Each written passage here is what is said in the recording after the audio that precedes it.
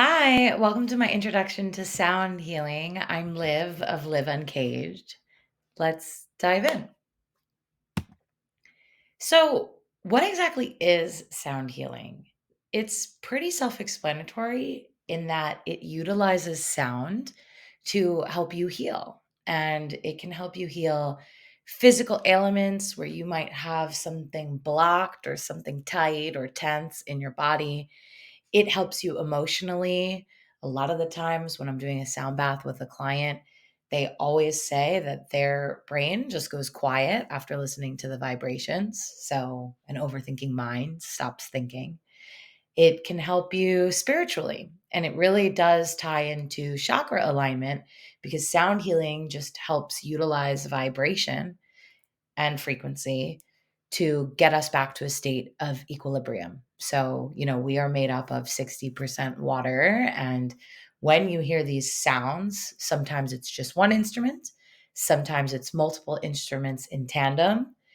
It oftentimes, at its very best or simplest, I should say, is like music and just listening to noise, white noise, meditative music. But a lot of the time, it has an even more profound impact than simply serving as a form of distraction or entertainment.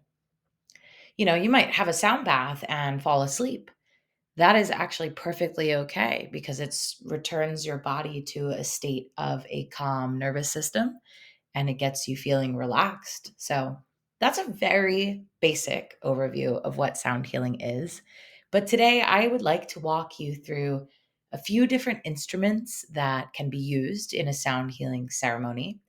And I'd like to share a story about the modality that I use specifically, which is the singing bowls. And those tend to be the most popular sound healing method.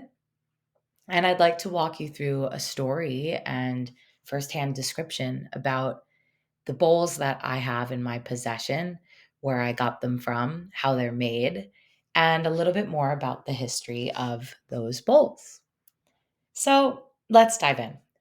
On this slide here, you see on the left this picture of this very beautifully decorated symbol.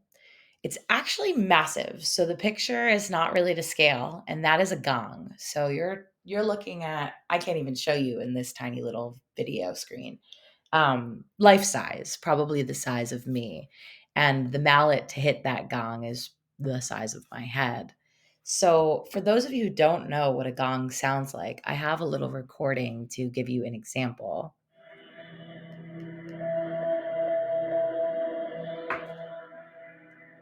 This is a gong bath. So, whoever was practicing was also using other sounds. But you hear the big noise in the background. Here, we'll rewind to make it easier.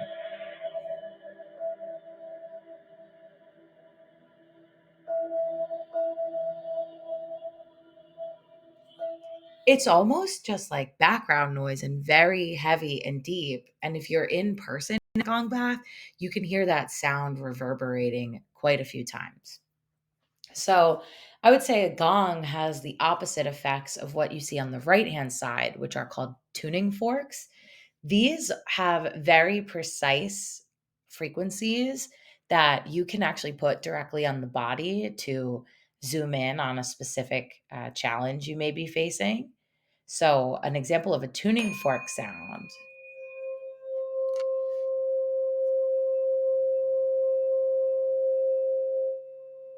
is something like this. So, it's a high resonance and it's one specific noise. Whereas I find with a gong, if you were to draw the oscillation of the wave, it moves because you hear the vibrations echoing outward. I hope that makes sense. So, there are some other instruments that you can use in sound healing. So, at the top left, those are called tingsas. And these images are definitely not drawn to scale because the tingsas look the same size as the thing on the bottom middle. They're not. I will show you a pair of tingsas right here. So sometimes they have a very long string, sometimes they have a very short string.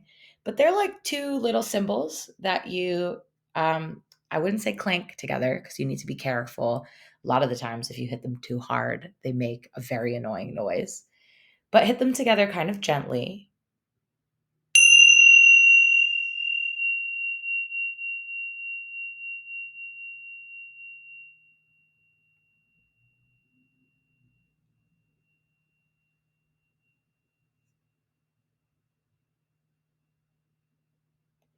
And as you can hear, the sound of a tingsha, if you have a well made tingsha, that is, lasts for quite a while. Then at the right, next to the tingsha, we have a rain stick. So I recently purchased one of these. And the sound they make is meant to emulate the sound of the rain. On the bottom left, we have a set of wind chimes. I remember having those in my backyard as a little girl. And a lot of the times, chimes are used to create this nice ethereal sound. Chime. And they sometimes can be, I mean, all of these instruments can be used together. Sometimes they're used independently. I guess it just depends on what your style is. We also have in the middle here a hand pan, and that is a pretty large instrument that is sort of like a drum. And at the right, you have an obvious set of drums. So I'm going to give you an example of the wind chime right now.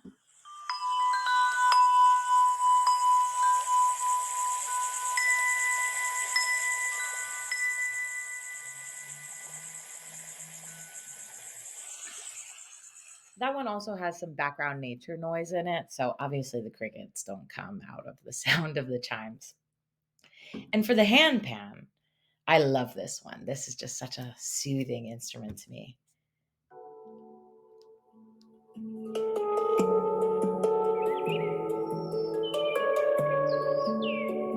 More nature sounds, ignore the birds.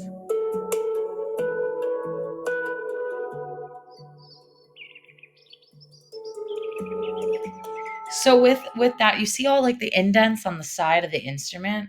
That allows you to play different notes. So a hand pan has the ability to be played pretty instrumentally versus the thing I showed you before called a tuning fork just makes one frequency. So you could utilize multiple tuning forks to make music in essence, but they all just sort of serve a different purpose. And the last one, I'm sure you know what a drum sounds like, but I want to get you familiar with this particular kind of drum, djembe. I might be saying that wrong. And these drums are straight from Africa.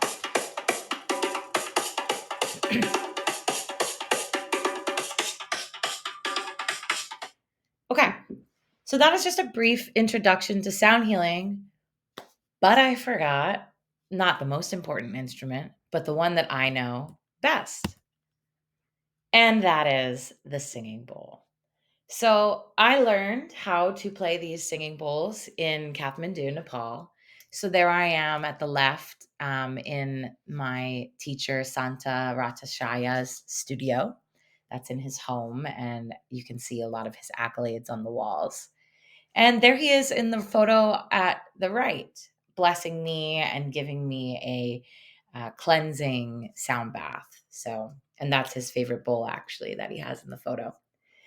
And this is one example of many, but this is actually my favorite note that I have, and it correlates to our heart chakra. So I find this bowl is just deeply resonant on so many levels.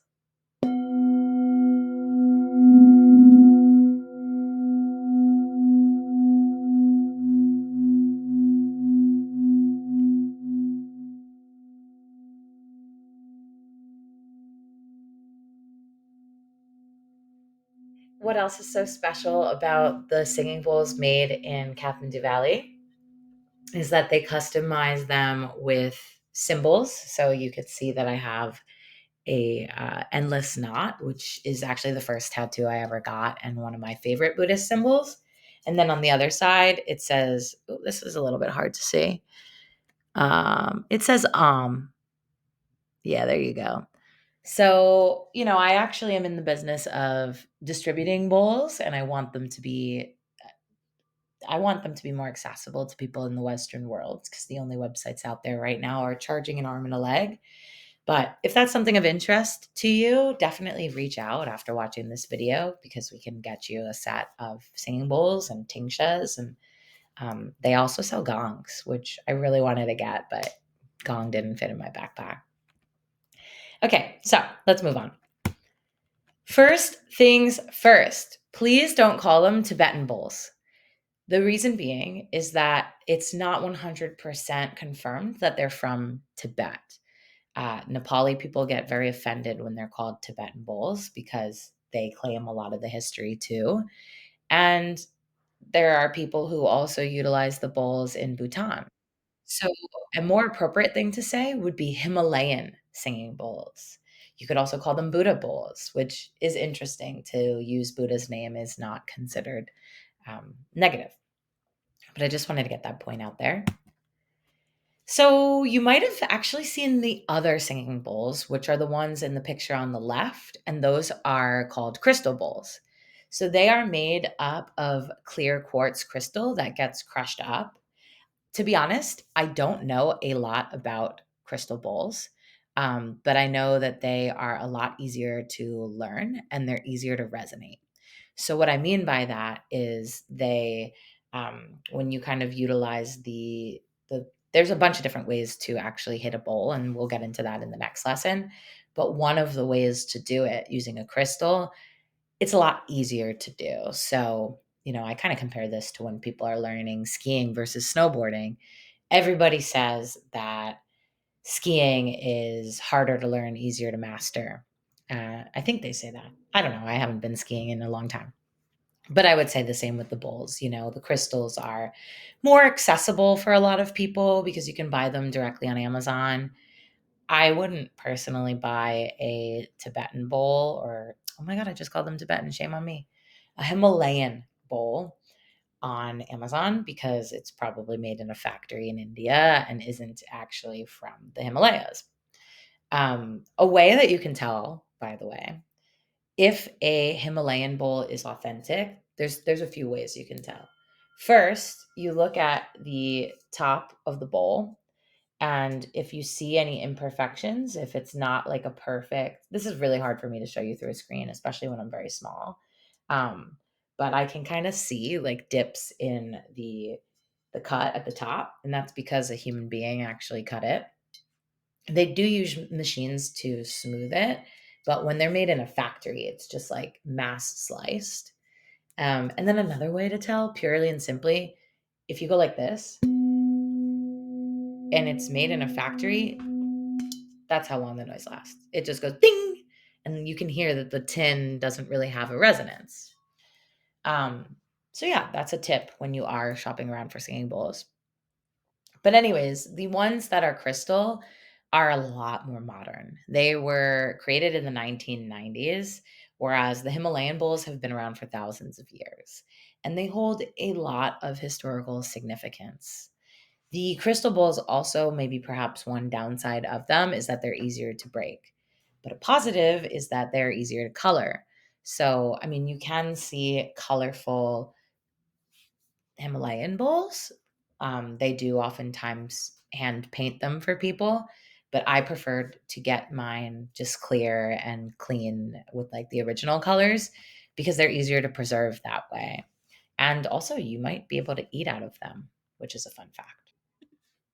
So, thank you so much for coming to my first lesson. I really appreciate your time today, and we will be back for week 2 soon, where I explore the factory and a little bit more about the history of the Himalayan singing bowls.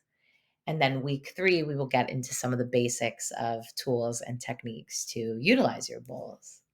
Namaste. I hope you have a beautiful day.